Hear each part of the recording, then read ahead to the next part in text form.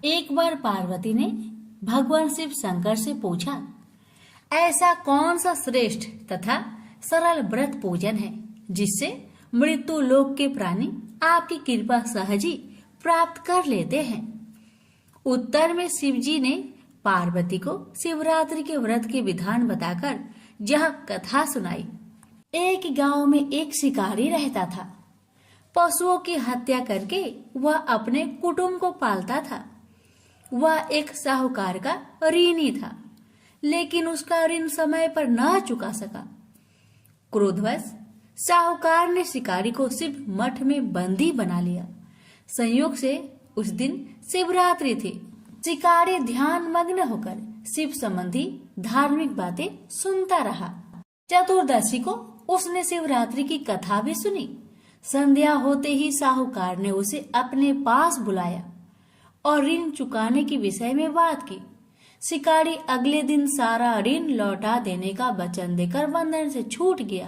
अपनी दिनचर्या के भांति वह जंगल में शिकार के लिए निकला, लेकिन दिन भर बंदी गृह में रहने के कारण भूख प्यास से व्याकुल था।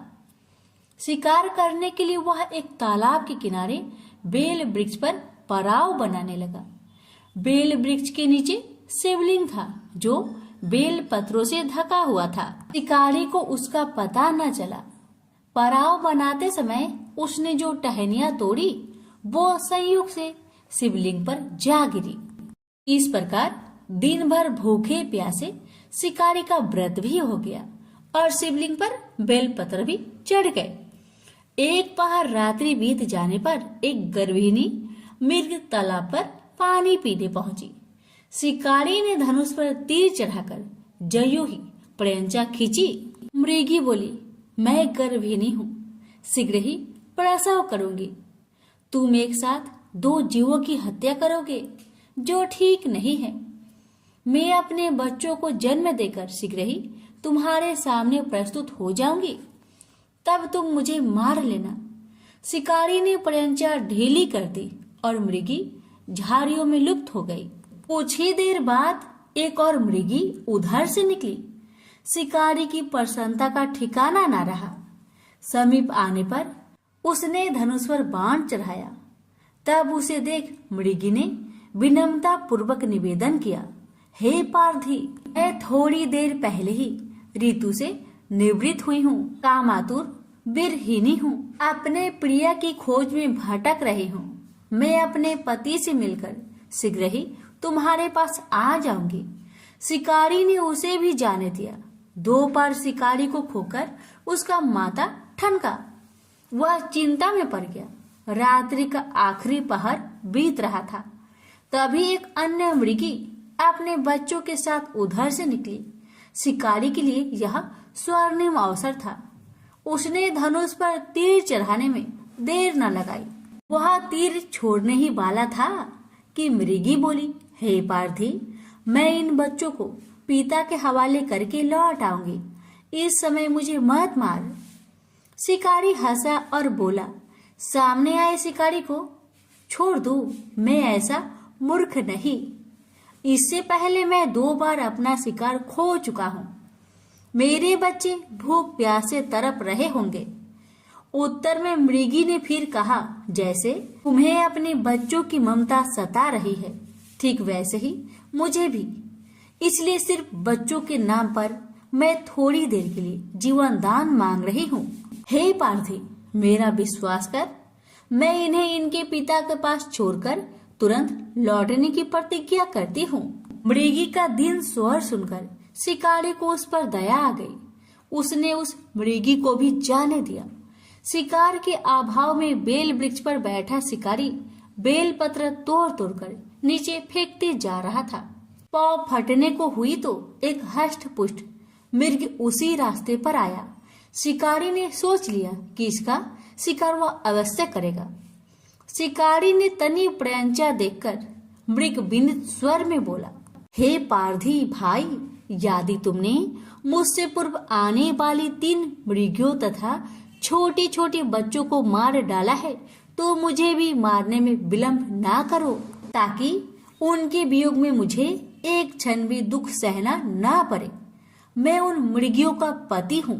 यदि तुमने उन्हें जीवन दान दिया है तो मुझे भी कुछ क्षण जीवन दान देने की कृपा करो। मैं उनसे मिलकर तुम्हारे सामने उपस्थित हो जाऊंगा। मृग की बात सुनते ही शिकारी के सामने पूरी रात की घटना चक्र घूम गया। उसने सारी कथा मृग को सुना दी। अब मृग ने कहा, मेरी 3 पत्नियां जिस प्रकार प्रतिज्ञाबद्ध होकर गई हैं, मेरी मृत्यु से अपने धर्म का पालन नहीं कर पाएगी। अतः जैसे तुमने उन्हें विश्वास पात्र मानकर छोड़ा है, वैसे ही मुझे भी जाने दो। मैं उन सबके साथ तुम्हारे सामने शीघ्र ही उपस्थित होता हूँ। उपवास, रात्रि जागरण तथा शिवलिंग पर बेलपत्र चढ़ने से शिकारी का हिंसक हृदय कोमल हो गया था। उसमें भगवत शक्ति का वास हो गया था। धनुष तथा बाण उसके हाथ से सहज ही छूट गए। भगवान शिव की अनुकंपा से उसका हिंसक हृदय कारुणिक भावों से भर गया। वह अपने अतीत कर्मों को याद करके पश्चाताप की ज्वाला में जलने लगा।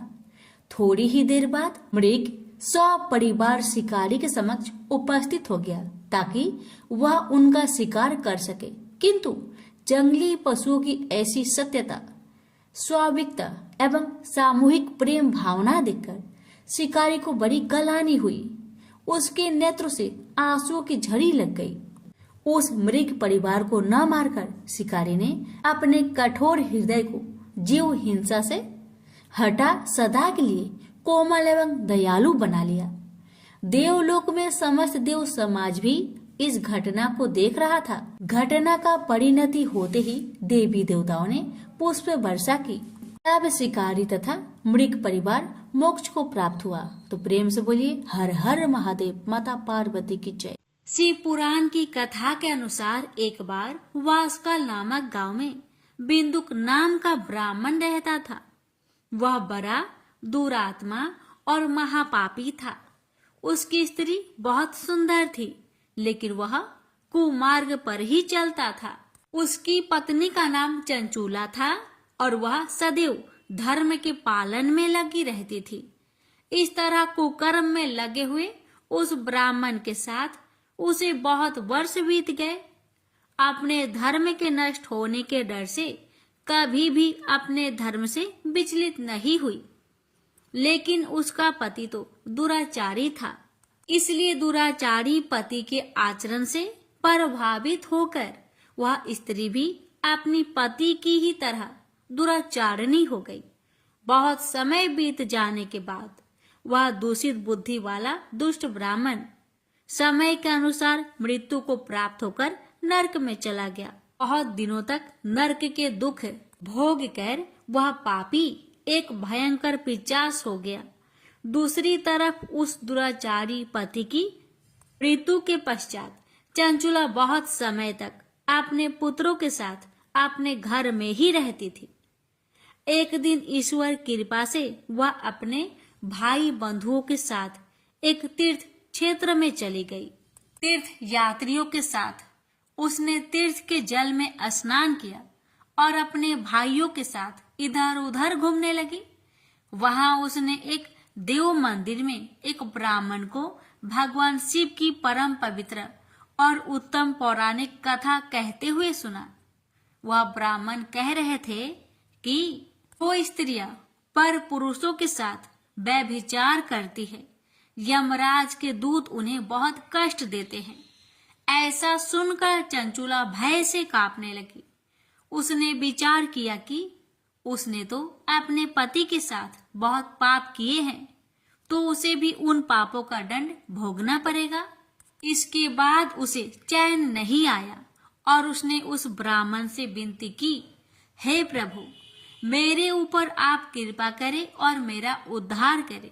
मैं आपके प्रवचन सुनकर भय से कांप रही हूँ और इस संसार से मुझे वैराग्य हो रहा है। मैंने जीवन भर दुराचार किया है। न जाने मेरे मरने के बाद मुझे कैसी कैसी घोर यातनाएं सहनी पड़ेगी। कौन मेरा साथ देगा? यमराज के उन भयंकर दूतों को मैं कैसे देख पाऊंगी?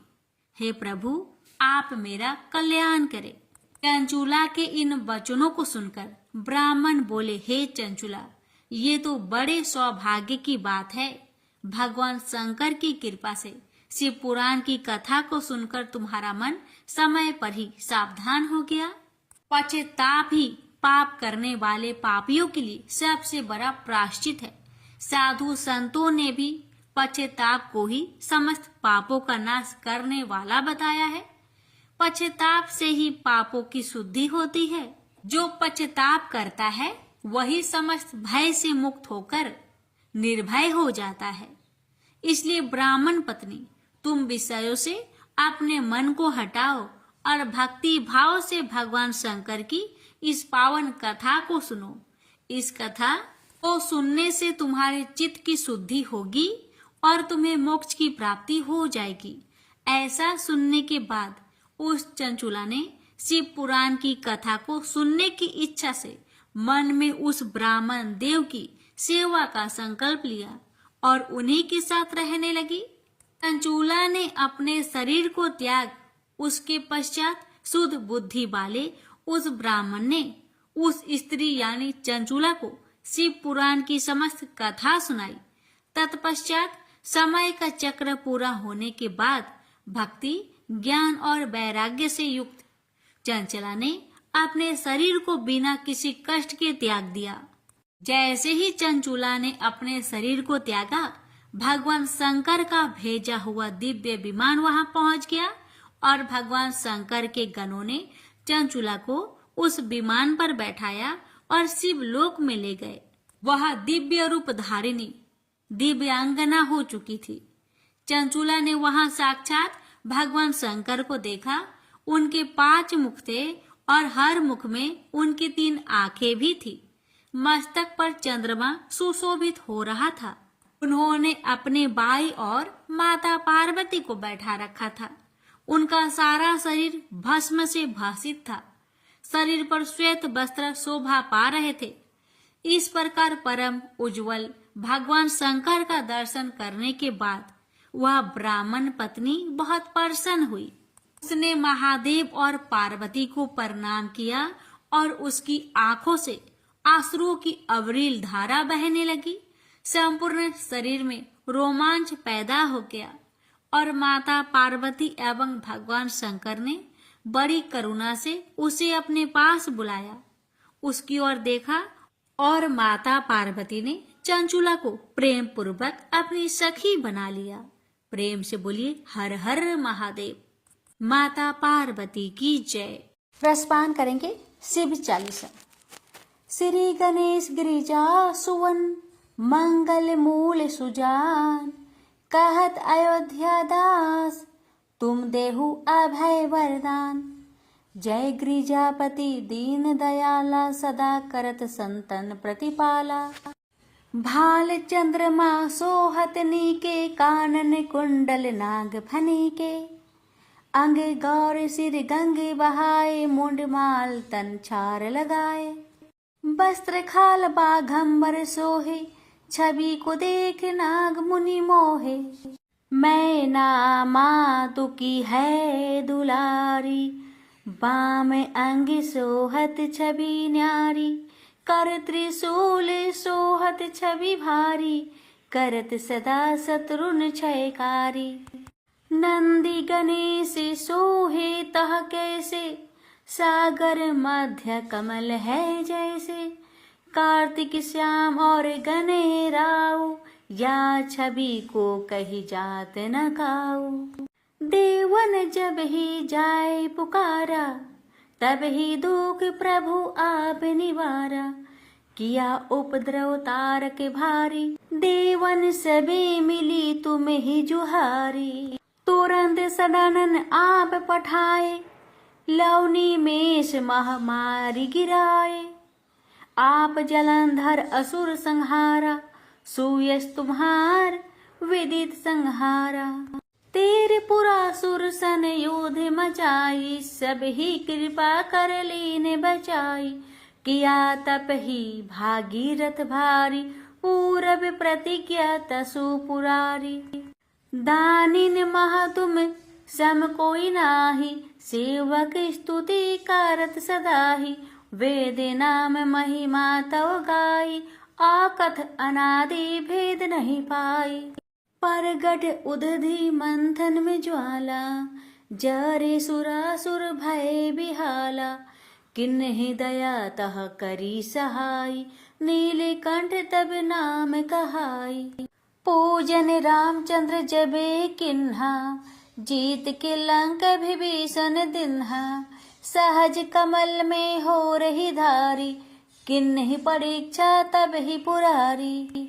एक कमल प्रभु राखेउ जोई, कमल नयन पूजन चह सोई, कठिन भक्ति देखी प्रभु शंकर, भाई प्रसन्न दिए इच्छित वर। जय जय जय आनंद अविनाशी, करत कृपा सबके घट बासी, दुष्ट सकल निति मोहि सतावे, भ्रमत रहे मोहि चन नावे। त्राहि त्राहि मैं नाथ पुकारो, जही अवसर मोहि आने उबारो, ले त्रिशूल शत्रुन को मारो, संकट से मोहि आने उबारो। मातु पिता भ्राता सब कोई, संकट में पूछत नहीं कोई, स्वामी एक है आस तुम्हारी, आए हरहु अब संकट भारी। धन निर्धन को देत सदाही, जो कोई जाचे वो फल पाही, स्तुति के ही विधि करो तुम्हारी, क्षमहु नाथ अब चूक हमारी। शंकर हो संकट के नाशन, मंगल कारण विघ्न विनाशन, योगी यति मुनि ध्यान लगावे, नारद सारद शीस नवावे। नमो नमो जय नमो शिवाय, सुर ब्रह्मादि की पार न पाए, जो यह पाठ करे मन लाई, तापर होत है शंभु सहाय। ऋणिया जो कोई हो अधिकारी, पाठ करे सो पावन हारी, पुत्रहीन कर इच्छा कोई, निश्चय शिव प्रसाद देहि तोई। पंडित त्रयोदशी को लावे, ध्यान पूर्वक होम करावे, त्रयोदशी व्रत करे हमेशा, तन नहीं ताके रहे कलेसा। धूप दीप नेवद चढ़ावे, शंकर सम्मुख पाठ सुनावे, जन्म जन्म के पाप नसावे, अंतवास शिवपुर में जावे। कहे अयोध्या आस तुम्हारी, जानी सकल दुख हरहु हमारी। नित नेम कर प्रताहि, पाठ करो चालीसा, तुम मेरी मनोकामना पूर्ण करो जगदीश। मंगसर छठी हेमंत ऋतु, संगवत 64 जान, स्तुति चालीसा शिव ही पूर्ण कीन कल्याण। ओम नमः शिवाय। हर हर महादेव। जय भोलेनाथ। शिव जी की आरती। ओम जय शिव ओमकारा, ओम जय शिव ओमकारा, ब्रह्मा विष्णु सदा शिव अर्धांगी धारा। ओम जय शिव ओमकारा, एकानन चतुरानन पंचानन राजे, हंसानन गरुड़ासन वृषवाहन साजे। ओम जय शिव ओमकारा। दो भुजी चार चतुर्भुजी, 10 भुज अति सोहे, त्रिगुण रूप निरखता, त्रिभुवन जन मोहे। ओम जय शिव ओमकारा। अच्छी माला बन माला, रुंड माला धारी, चंदन मृग मद सोहे, भाले शशि धारी। ओम जय शिव ओमकारा। श्वेतांबर पीतांबर बाघंबर अंगे, सनकादिक गरुणादिक भूतादिक संगे। ओम जय शिव ओमकारा। कर के मध्य कमंडलु चक्र, त्रिशूल धरता, जग करता जग भरता जग संहार करता। ओम जय शिव ओमकारा। ब्रह्मा विष्णु सदा शिव जानत अविवेका। वांछर ध्येये तीनों एका। ओम जय शिव ओमकारा। काशी में विश्वनाथ विराजते नंदी ब्रह्मचारी। नित्य उठी भोग लगावते महिमाति भारी। ओम जय शिव ओमकारा। त्रिगुण शिव जी की आरती जो कोई नर गावे। कहत शिवानंद स्वामी मनवांछित फल पावे। ओम जय शिव ओमकारा।